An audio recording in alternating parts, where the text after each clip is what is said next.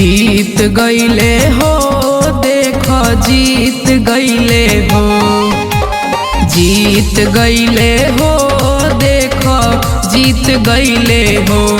अब की 2500 में नीतीश जी फिर से जीत गईले हो।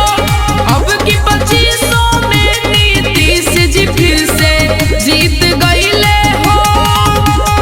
जीत गईले हो देखो जीत गईले हो, जीत गईले हो देखो जीत गईले हो।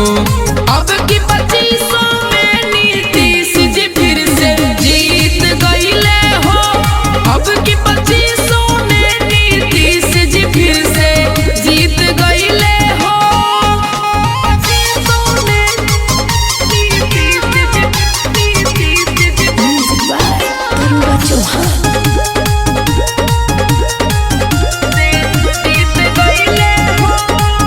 बिहार में फिर से आइल बीजेपी सरकार हो। नीतीश जी के काम काज से आगे बढ़ी बिहार हो, आगे बढ़ी बिहार हो। खूब दुश्मन खेललन इनका से चाल हो, तब नाही गलल केहुओ के दाल हो। सीट पहिले हो देखो सीट पहिले हो, सीट पहिले हो देखो सीट पहिले हो।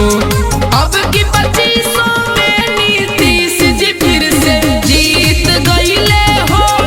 अब की 2500 में नीतीश जी फिर से जीत गईले हो।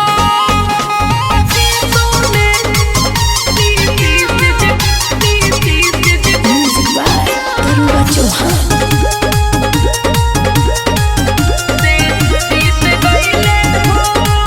मोदी जी नीतीश जी के जोड़ी हो गईल हिट हो।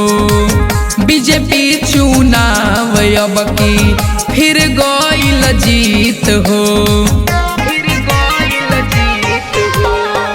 रोजगार के अवसर बढ़ी अब बिहार में, नौकरी भी मिली सबके परिवार में। हिट भइले हो देखो हिट भइले हो, हिट भइले हो देखो हिट भइले हो। बीजेपी